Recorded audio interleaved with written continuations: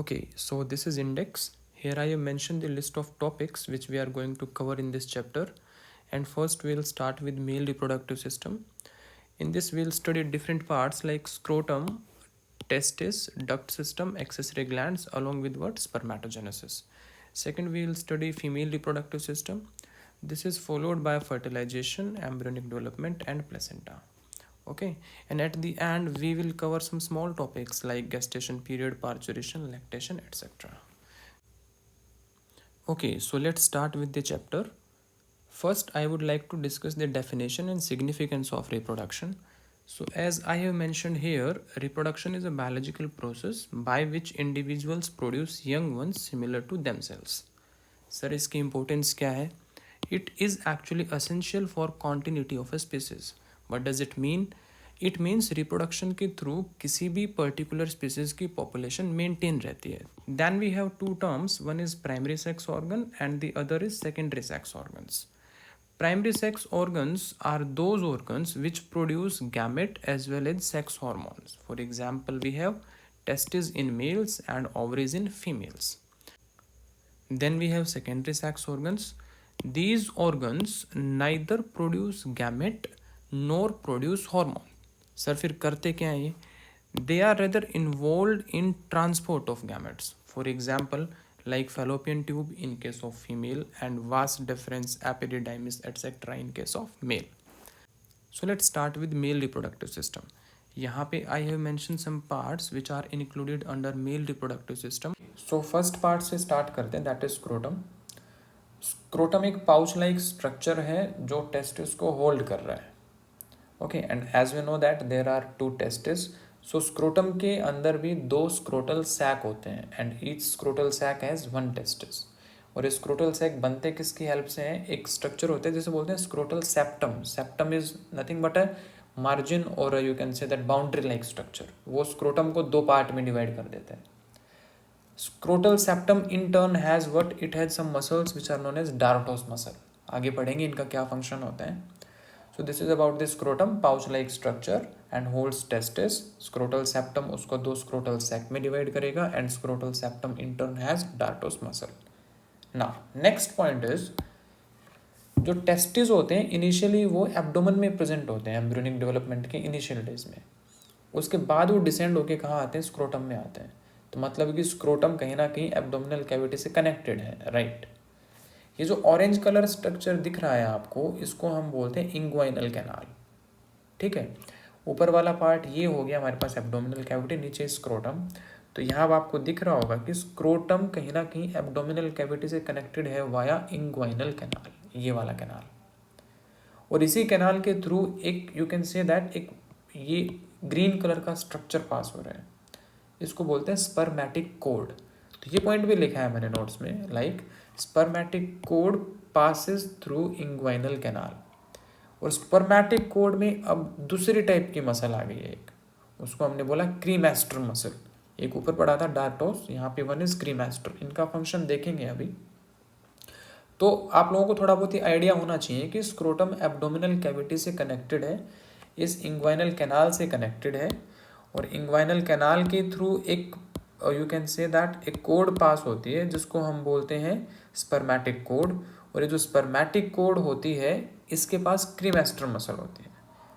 Okay, now आप इस diagram को जो मैंने अभी अंडरस्टैंडिंग पर्पस के लिए यहाँ पे बताया, इस डायग्राम को अगर देखोगे तो यहाँ पे दिस पार्ट इज टेस्टिस, ये टेस्टिस है, और ये टेस्टिस कहीं ना कहीं स्क्रोटल की वॉल से कनेक्टेड है वाया दिस स्ट्रक्चर ग्यूबरनैक्यूलम. तो ग्यूबरनैक्यूलम क्या होता है? ये एक फाइब्रस कोड लाइक स्ट्रक्चर होता है जो कि अटैच करता है टेस्टिस को स्क्रोटल वॉल से. Getting my point? So this is regarding scrotum. Now testis को होल्ड तो कर लिया सर, कुछ और भी फंक्शन होता है इसका, राइट? स्क्रोटम का जो मेन फंक्शन होता है वो होता है कि इसको टेस्टिस का टेम्परेचर मेंटेन करना होता है, दैट इज 2 से 2.5 degree less than the body temperature. Like it maintains 2 से 2.5 degree Celsius lower temperature of testis than normal body temperature. And sir why is it so? Normal body temperature से कम maintain करने की क्या नौबत आ गई यहाँ पे?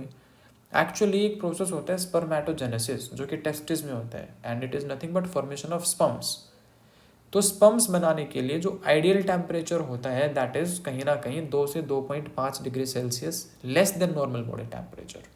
और इसी टेम्परेचर को अचीव करने के लिए एक्चुअली टेस्टिस का डिसेंड हुआ था, कहाँ से कहाँ, that is from abdomen to scrotum. Okay, तो अब से टेम्परेचर स्क्रोटम मतलब अकेला मेंटेन कर लेता है, उसके साथ साथ एक्चुअली कुछ मसल्स भी होती हैं जो स्क्रोटम को वो टेम्परेचर मेंटेन करने में हेल्प करती हैं।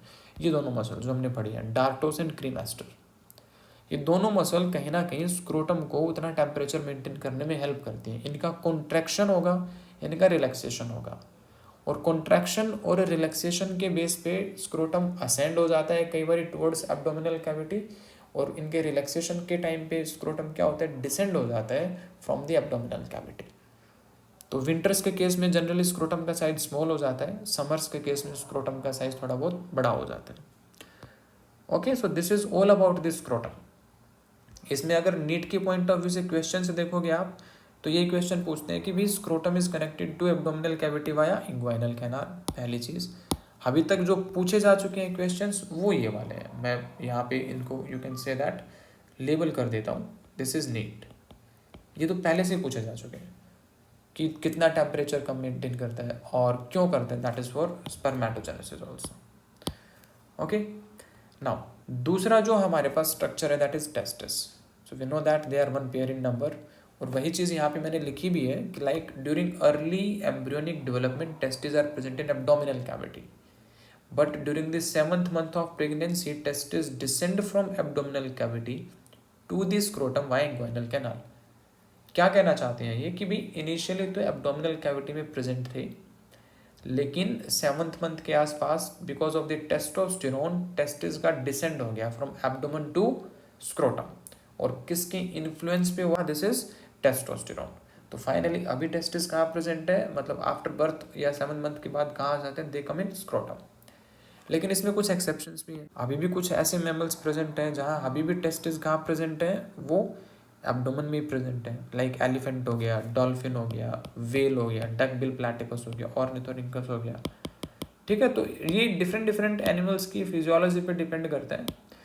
तो मैमल्स में से अगर इनको छोड़ दो तो बाकी सभी में टेस्टिस स्क्रोटम में प्रेजेंट है, इन सभी में टेस्टिस एब्डोमेन में प्रेजेंट है। ओके, बैट एंड ऊटर का यहाँ पे जैसे मैंने एग्जांपल लिखा है, इनमें टेस्टिस डिसेंड होते हैं स्क्रोटम में only during breeding season, otherwise breeding season of रहता है तो उस पर्टिकुलर टाइम पे ये एब्डोमेन में प्रेजेंट होंगे। ये कुछ स्ट्रक्चर्स हैं मेल रिप्रोडक्टिव सिस्टम के, हर एक नाम के साथ you will get familiar with time, हम पढ़ने वाले हैं डिटेल में, हर एक यहाँ से पार्ट पढ़ने वाले हैं मेल रिप्रोडक्टिव सिस्टम का। ओके, नाउ कुछ टर्म्स हैं यहाँ पे, लाइक वन इज क्रिप्ट और कायोडिज्म, सेकंड इज कैस्ट्रेशन। क्या मतलब होता है इनका, crypt means hidden, orch mean testis. ठीक है, तो ये ऐसी कंडीशन है जहाँ पे टेस्टिस का फेलियर हो जाता है to descend from abdomen to scrotum, मतलब कि टेस्टिस अब कहाँ रह गए, एब्डोमेन में रह गए। अब देखो ह्यूमंस के केस में अगर टेस्टिस एब्डोमेन में रह गए तो क्या उन्हें कभी भी वो लोअर टेम्परेचर मिला, नहीं मिला, और लोअर टेम्परेचर नहीं मिला तो स्पर्मेटोजेनेसिस नहीं होगी उनमें कभी भी, और स्पर्मेटोजेनेसिस नहीं होगी तो वो कभी भी गैमेट प्रोड्यूस नहीं करेंगे, और गैमेट प्रोड्यूस नहीं करते हैं तो उस कंडीशन को क्या बोलते हैं, स्टरलिटी। तो इसलिए क्रिप्टोकाइडिज्म की वजह से क्या हो जाती है, sterility. Second term is castration. Castration क्या होता है, यहाँ पे टेस्टिस का सर्जिकली रिमूवल हो जाता है, टेस्टिस ही निकाल दिया, और टेस्टिस निकाल दिया तो यहाँ पे भी सर कोई चांस नहीं है, अब क्या हो जाएगा, ये भी इट लीड्स टूवर्ड स्टरलिटी। जनरली ये तो बाय बर्थ प्रेजेंट होगा। कैस्ट्रेशन कुछ रिलीजन्स हैं जिनमें किया जाता है, इंटेंशनली कैस्ट्रेशन किया जाता है, और उसका एग्जाम्पल क्या है, कोयर बॉयज़। ठीक है, कोयर बॉयज़ आर द बॉयज़ जो कि प्रे करते हैं चर्च में। तो सर किया क्यों जाते हैं, आप इसके बारे में सोचना ज़रा एक बारी, थोड़ा बहुत आइडिया देना मेरे को, कमेंट सेक्शन में लिख देना कि कैस्ट्रेशन क्यों किया जाता है कोयर बॉयज़ का। ठीक है, नहीं होता है तो फिर नेक्स्ट लेक्चर में मैं इसको बता दूंगा। अब अगर स्ट्रक्चर की बात करें टेस्टिस की, तो टेस्टिस में 3 लेयर होती हैं यहाँ पे, एक outermost, then middle, then is the innermost. जो आउटर मोस्ट लेयर होती है उसको बोलते हैं ट्यूनिका वजाइनालिस, जो मिडल होती है उसको बोलते हैं ट्यूनिका एल्ब्यूजिनिया, एंड जो इनर होती है उसको बोलते हैं ट्यूनिका वेस्क्यूलोसा। यहाँ पे मैंने मिडल लेयर को थोड़ा सा अंदर की तरफ ऐसे एक्सटेंड किया है देखो, और जो इनर लेयर है इसको डिसकॉन्टिन्यूस बनाया है, ये एक्चुअली ऐसे प्रेजेंट होती है। जो मिडल लेयर है इट एक्चुअली ग्रोज इनवर्ड, यहाँ पे लिखा हुआ है, and divide the testis into many lobes. और कितना लॉब्स, ये एनसीईआरटी का डेटा है, दिस इज 250 लॉब। तो ट्यूनिका एल्बुजिनिया अंदर आएगा और टेस्टिस को 250 लोब में डिवाइड कर देगा। हर एक लोब में क्या होता है, 1 से 3 सेमिनिफेरस ट्यूब्यूल होते हैं। ये पढ़ने वाले अभी हम क्या होंगे सेमिनिफेरस ट्यूब्यूल। और सेमिनिफेरस ट्यूब्यूल में there are 2 types of cell. कौन कौन सी सेल्स होती हैं sir? One is this is spermatogenic cell, second one is this is Sertoli cell. Spermatogenic नाम से पता चल रहा है, स्पर्म्स का जनरेशन, यहाँ से स्पर्मेटोगोनिया बनेंगे। स्पर्मेटोगोनिया वो स्ट्रक्चर होते हैं जो स्पर्म्स के प्रिकर्सर होते हैं। ओके, सर्टोली सेल इनके फंक्शन स्पेसिफिक है बिल्कुल। एक तो नरिशमेंट प्रोवाइड करेगा जितने भी डेवलपिंग स्पर्म है वहाँ पे, दूसरा ये स्पर्मेटोजेनेसिस को रेगुलेट करेगा बाय प्रोड्यूसिंग इनहिबिन हार्मोन, और ये इनहिबिन इन टर्न क्या करेगा, it will check the function of FSH. ये एफएसएच को देखेगा। सर एफएसएच का क्या रोल होता है, हम आगे पढ़ेंगे स्पर्मेटोजेनेसिस में, हार्मोनल रेगुलेशन में, कि एफएसएच स्पर्मेटोजेनेसिस में कंट्रीब्यूट करता है। तो जब सफिशिएंट स्पर्मेटोजेनेसिस हो जाएगी तो Sertoli cell will secrete inhibin and this inhibin in turn checks the activity of FSH कि भी स्पर्मेटोजेनेसिस अचीव हो गया है सफिशिएंट, आपको और स्पर्मेटोजेनेसिस करने की ज़रूरत नहीं है अभी। इसका जो नेक्स्ट फंक्शन है दिस इज ये होता है, ये एक ब्लड टेस्टिस बैरियर बनाता है। ऐसा एक ब्लड ब्रेन बैरियर भी होता है। ब्लड टेस्टिस बैरियर का मतलब ब्लड में ऐसी हार्मफुल बैक्टीरिया, वायरस, कोई और पैथोजन जिनसे कि टेस्टिस को डैमेज हो सकता है, ये कोशिश करता है ये बैरियर कि वो सब चीज़ें टेस्टिस तक ना पहुँचे। तो ये जो बैरियर बना है ना ब्लड और टेस्टिस के बीच में, that is blood testis barrier. Again this is formed by Sertoli cells. Next function is ये एक प्रोटीन सिक्रेट करते हैं, उसको एबीपी बोलते हैं। Full form is androgen binding protein. And नाम से पता चल रहा है it will bind to the androgen. Androgen is nothing but testosterone. One more term is this is AMF. ये एएमएफ भी सिक्रेट करते हैं। Full form is anti Mullerian factor. Anti Mullerian factor, देखो there are 2 ducts, one is Mullerian duct, one is Wolffian duct. Embryo के time पे, embryonic development के time पे दोनों डक्ट प्रेजेंट होती हैं। बट जैसे ही एम्ब्रियो का सेक्स डिफाइन होता है तो क्या होगा, अगर जो ये मुलेरियन डक्ट है इनका फेट क्या होते हैं, फेलोपियन ट्यूब में डेवलप होनी है। तो नाउ सपोज एम्ब्रियो है मेल, तो क्या उसमें मुलेरियन डक्ट का फर्दर डेवलपमेंट होगा? नहीं सर, क्योंकि मुलेरियन का फेट तो फेलोपियन ट्यूब था। और अगर एम्ब्रियो मेल है तो उसमें मुलेरियन डक्ट का आगे डेवलपमेंट नहीं कराना है। तो यहाँ पे हो गया एंटी मुलेरियन फैक्टर। ये मेल्स के केस में फेलोपियन ट्यूब को डेवलप नहीं होने देगा। सिमिलरली दूसरी डक्ट जो होती हैं उनको बोलते हैं वोल्फियन डक्ट। ये वोल्फियन डक्ट का फेट क्या होता है, ये सब के सब वास डिफरेंस, एपेरिडाइमिस, इन सब में डेवलप होते हैं। और ये सारे क्या है, ये सर मेल के डक्ट्स होती हैं। तो now suppose if embryo is female, तो क्या उसमें वोल्फियन डक्ट का फर्दर डेवलपमेंट होना चाहिए? नहीं होना चाहिए सर। तो वहाँ पे वोल्फियन डक्ट का डेवलपमेंट सप्रेस हो जाता है। Getting my point? So Sertoli cells के जितने भी पॉइंट्स है दे आर वेरी इंपॉर्टेंट। यहाँ से रिपीटेडली नीट में क्वेश्चंस पूछे गए हैं। ओके, देन ये एक सेक्शन दे रखा है, एनसीईआरटी का डायग्राम है ये। तो इस सेक्शन में कहीं ना कहीं ये देखो, ये जो ब्लू कलर का स्ट्रक्चर दिख रहा है आप लोगों को, ये है सेमिनिफेरस ट्यूब्यूल। ओके, इधर भी 2 सेमिनिफेरस ट्यूब्यूल बनाए मैंने। सेमिनिफेरस ट्यूब्यूल में 2 सेल्स पढ़ी थी हमने, सर्टोली सेल एंड स्पर्मेटोजेनिक सेल। और यहाँ पे देखा भी था स्पर्मेटोजेनिक सेल से स्पर्मेटोगोनिया है। तो स्पर्मेटोगोनिया की लेबलिंग की गई यहाँ पे, दिस इज द स्पर्मेटोगोनिया, मतलब कि ये वाली सेल आर स्पर्मेटोगोनिया। ओके, ध्यान से देखनी है लेबलिंग इसकी। उसके बाद एक लेबलिंग की गई है ऊपर red coloured, this is Sertoli cell. और सर्टोली सेल के पास कुछ ग्रीन कलर के स्ट्रक्चर्स बनाए हुए हैं, दीज आर स्पर्म्स और स्पर्मेटोजोआ। तो लेबलिंग देख लेनी है आप लोगों को अच्छे से, डायग्राम देख लेना एनसीईआरटी का, स्केच आएगा बिल्कुल एनसीईआरटी बेस्ड ही आएगा। नाउ अगर आप इन दोनों सेमिनिफेरस ट्यूब्यूल्स को देखो तो इनके बीच में भी कुछ सेल्स प्रेजेंट हैं। Mean there are some cells which are present outside 2 adjacent seminiferous tubules.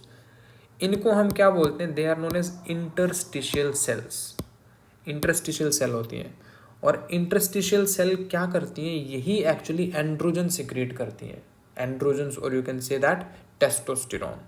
लेकिन उसके लिए इन्हें स्टिमुलस चाहिए। स्टिमुलस कौन देगा, इनको स्टिमुलस देने वाला हार्मोन होता है एलएच। वो पढ़ेंगे, आगे पढ़ेंगे डिटेल में।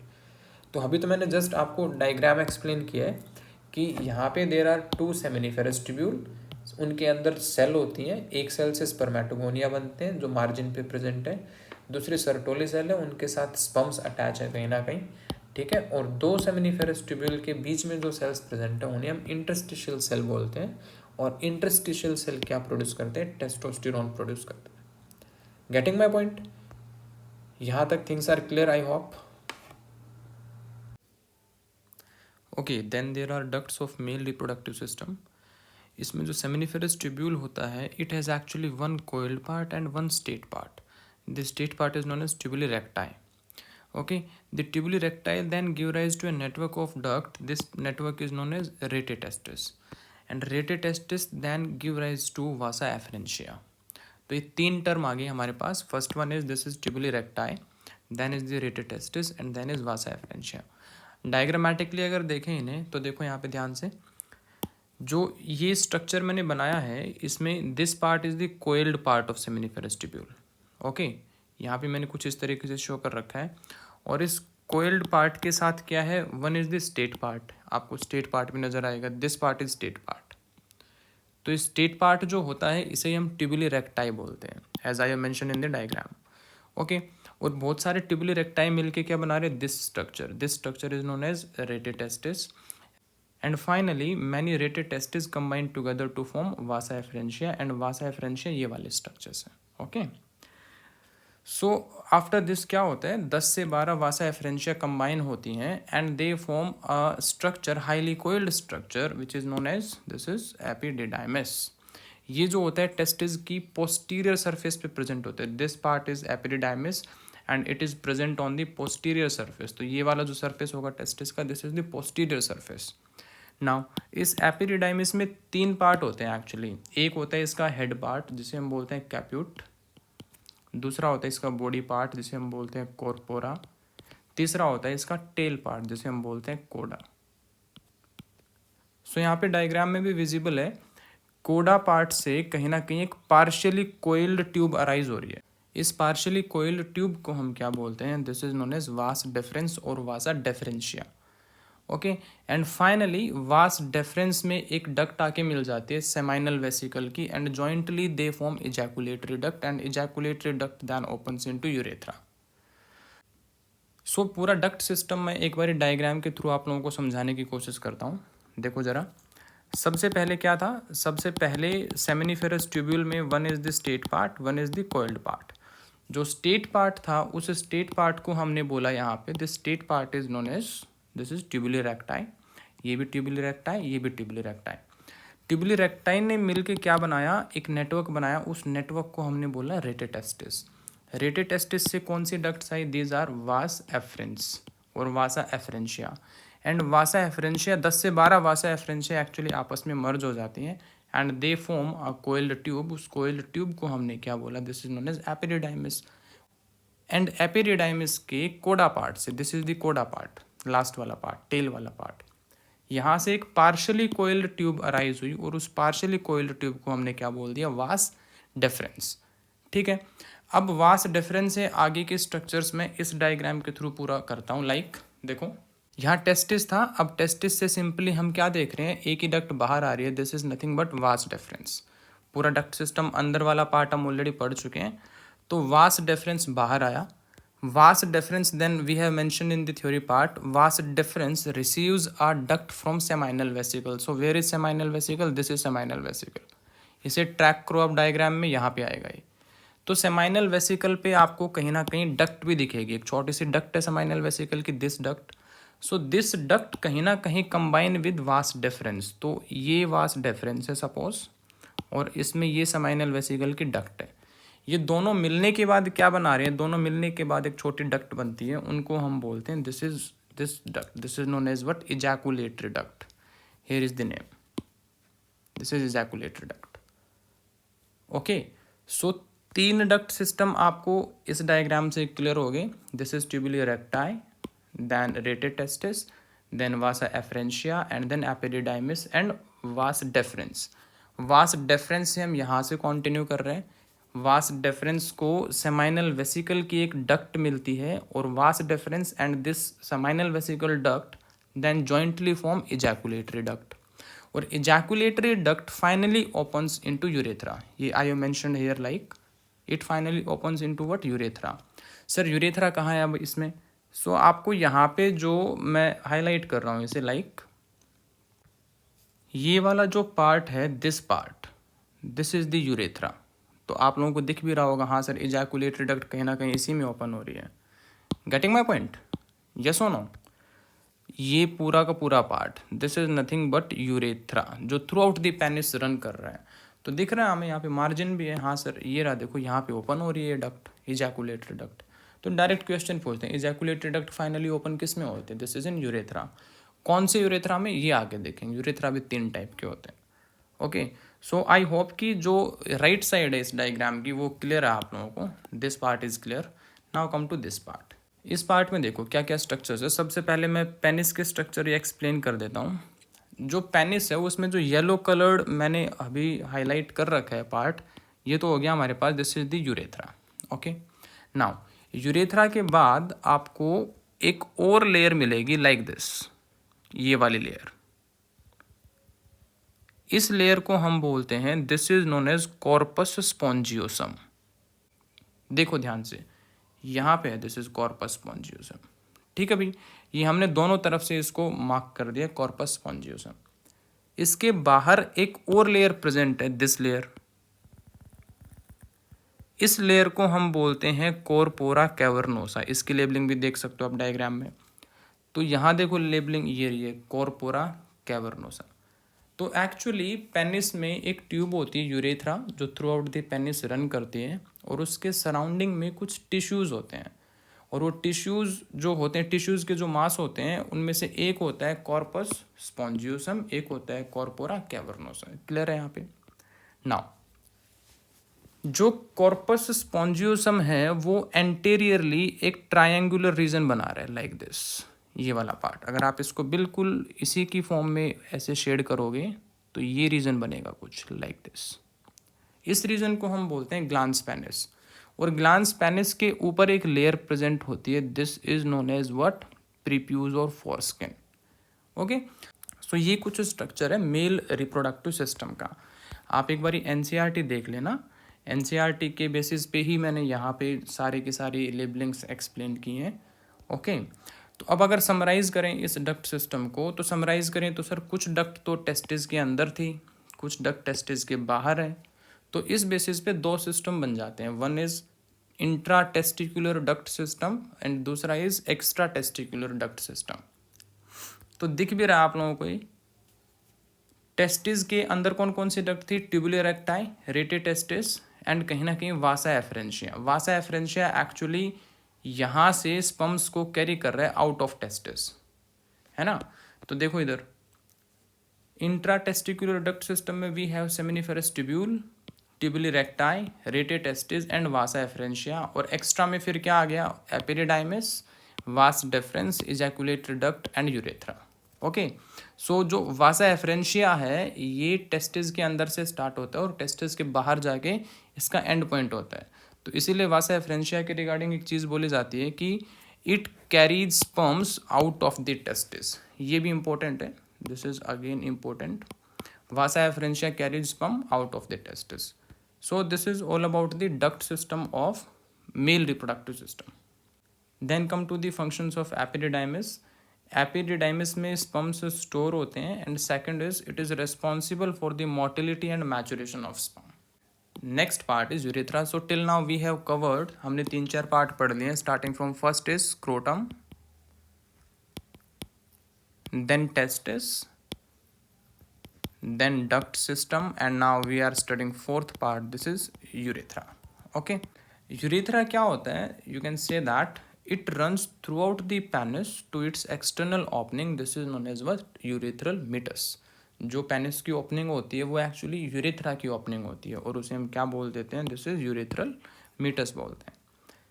Urethra in case of male urethra दोनों रोल प्ले करता है, मतलब कि it is passage for both urine as well as सीमेन.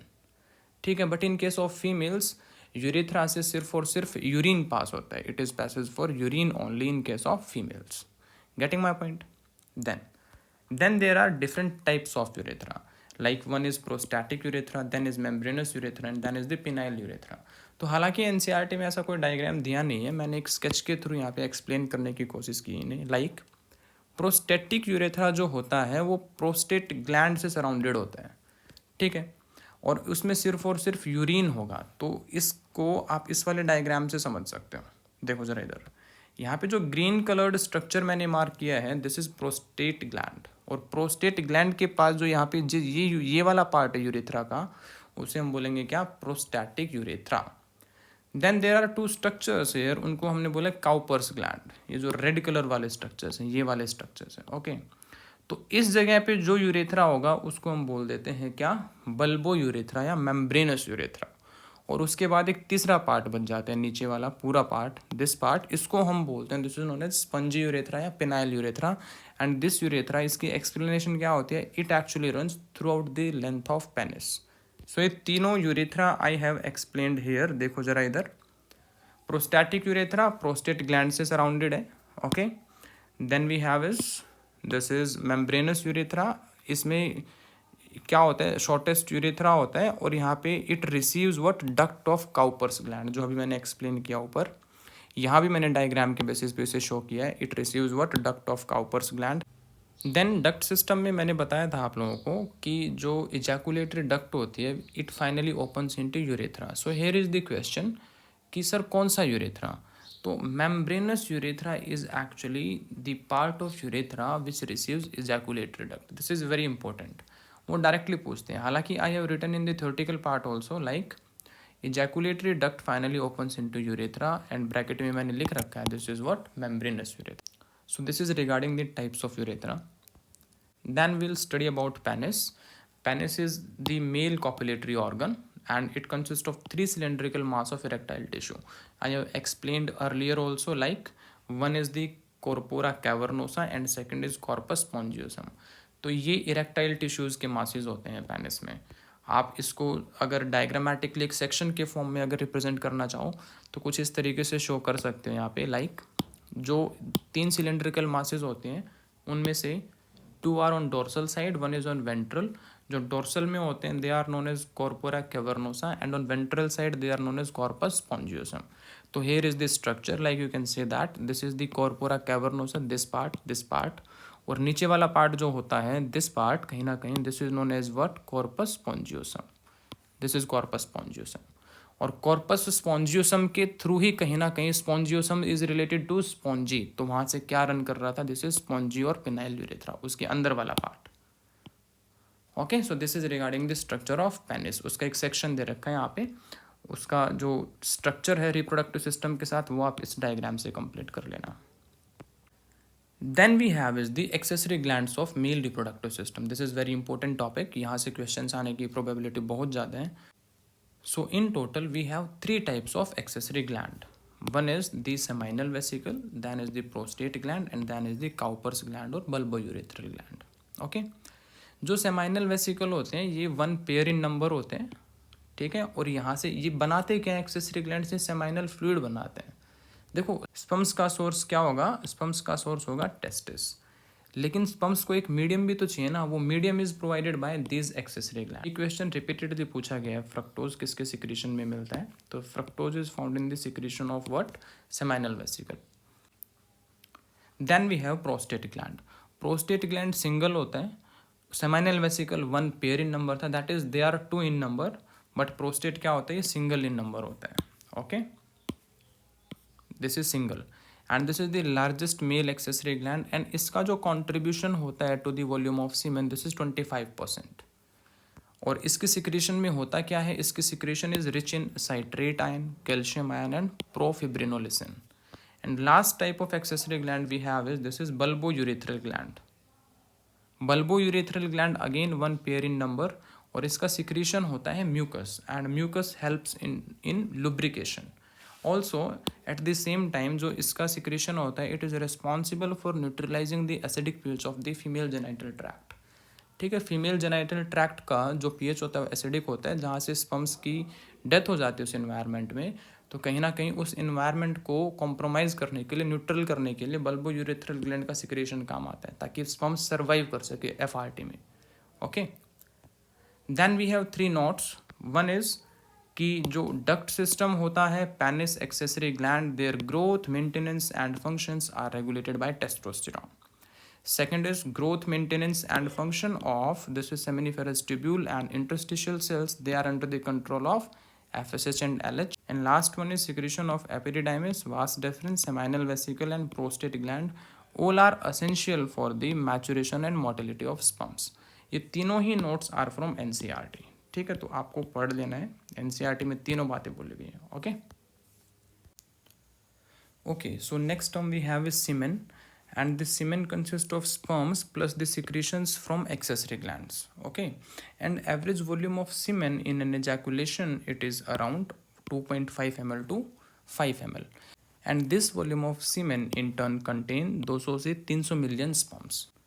सो ये डेटा याद रखना आप लोगों को. लाइक एक इजैकुलेशन में 2.5 से 5 ml ऑफ सीमेन होता है, एंड उसमें कहीं ना कहीं 200 से 300 मिलियन स्पर्म्स प्रेजेंट होते हैं. नाउ फर्टिलिटी के लिए क्या कंडीशंस हैं? फर्टिलिटी के लिए ये ज़रूरी है कि out of this 200 to 300 million sperm 60% के पास क्या होना चाहिए? उनके पास नॉर्मल शेप होना चाहिए. और इस 60% के 40% के पास क्या होना चाहिए? They must have what? Vigorous motility. इसको आप इस एग्जांपल से समझ सकते हो. लाइक कि अगर किसी इंडिविजुअल का स्पर्म काउंट 200 मिलियन है, तो इसमें से 60% के पास क्या होना चाहिए? भाई नॉर्मल शेप होना चाहिए. तो 200 का 60% इज 120 मिलियन. और इस 120 मिलियन के 40% के पास क्या होना चाहिए? विग्रस मोटिलिटी होनी चाहिए. तो सर इसका 40% अगर आप देखेंगे तो it would be around 48 million. ठीक है, तो इस तरीके से आपको अगर न्यूमेरिकल बेस्ड क्वेश्चंस आते हैं तो इस तरीके से डील करनी है. Now one more data is there. Like जो 1 ml ऑफ सीमेन होता है, it contains 50 million of sperm. तो 1 ml में 50 मिलियन स्पर्म होते हैं. एंड जब स्पर्म काउंट 1 ml में 20 मिलियन से कम हो जाता है, तो then it leads to what? Infertility. Infertility is again you can say that inability to produce gametes. So this is all about semen. Then start with the gametogenesis part. In case of male, the process of formation of gametes is known as spermatogenesis. So as I have mentioned here, like the spermatogenesis refers to what? Formation of sperms. Then किसकी influence पे होता है ये और किस stage पे होता है? So this spermatogenesis, it starts at the age of puberty. Due to what? Due to significant increase in the level of GnRH, and GnRH in turn stimulate the release of FSH and LH. Now जो spermatogonia होते हैं, these spermatogonia are considered as what? Precursor of spermatogenesis. यहीं से spermatogenesis start होता है. Okay, and spermatogenesis की site क्या होता है? It occurs in seminiferous tubule which we have discussed earlier. So here is the process. This is the process of spermatogenesis. इसको will see step by step. So spermatogenesis initiates with spermatogonia. This undergo mitosis and forms what? Type A and type B spermatogonia. Type A spermatogonia reservoir का काम करता है, and type B spermatogonia it acts as what? It acts as precursor of sperms. Type B spermatogonia then undergo mitosis and differentiation and form primary spermatocyte. Primary spermatocyte in turn is diploid in nature. Then this primary spermatocyte undergo meiosis 1, which in turn is a reductional division. It leads to formation of 2 haploid secondary spermatocyte, and each secondary spermatocyte then undergo meiosis 2, which is an equational division and results in formation of 4 spermatids. These spermatids then by the process of spermiogenesis converts into what? Spermatozoa or sperms. So simply this is the process. Flow chart की form में याद रखना आप लोगों को. Spermatogonia में mitosis हुआ, और माइटोसिस के बाद वो type A type B spermatogonia में कन्वर्ट हो गया. टाइप बी कहीं ना कहीं प्रिकर्सर का काम करेगा, उसमें माइटोसिस एंड डिफ्रेंसिएशन होगा, and it converts into primary spermatocyte. Primary spermatocytes में रिडक्शनल डिवीजन होगा, that is meiosis 1, results in formation of 2 secondary spermatocytes. Then secondary spermatocyte undergoes meiosis 2, which is an equational division, results in formation of 4 spermatids. Spermatids में कुछ morphological changes होते हैं by the process of spermiogenesis, and it converts into what? Sperms. So here are the stages of spermatogenesis. In total it has 3 stages. This is the first one, multiplication phase, then we have growth phase, and then the maturation phase. Multiplication phase includes what, यहाँ पे spermatogonia में mitosis होती है एंड type A and type B spermatogonia बन जाते हैं। तो वही चीज़ आई हैव रिटन हियर कि type B spermatogonia acts as precursor and type A spermatogonia acts as कहीं ना कहीं reservoir. Okay, then growth phase में क्या होता है? इन ग्रोथ फेज जो टाइप बी स्पर्मेटोगोनिया था वो undergo mitosis and differentiation and converts into what, primary spermatocyte. Maturation phase में क्या होता है? यहाँ पे दो डिवीजन होते हैं which we have studied earlier, one is meiosis one, one is meiosis two. So primary spermatocyte then undergoes meiosis 1 and converts into what, secondary spermatocyte। एक प्राइमरी स्पर्मेटोसाइट से दो सेकेंडरी स्पर्मेटोसाइट बनते हैं। ओके, देन हर एक secondary spermatocyte में meiosis 2 होगा and which in turn result in formation of spermatids. एक secondary spermatocyte से दो स्पर्मेटिड बनेंगे, तो इन टोटल दो सेकेंडरी स्पर्मेटोसाइट से we'll get 4 spermatids, and these spermatids via the process, this is spermiogenesis, converts into what, mature sperm। Now as we discussed earlier कि spermatogenesis takes place in seminiferous tubule and seminiferous tubule in turn has what, Sertoli cell। तो अगर आप लोगों को याद हो तो जो हमने सेक्शन बनाया था सर्टोली सेल का, वहाँ पे स्पम्स को अटैच किया था कहीं ना कहीं सर्टोली सेल्स के साथ। सो अगर हम बैक ट्रैक करें तो I hope you remember this diagram.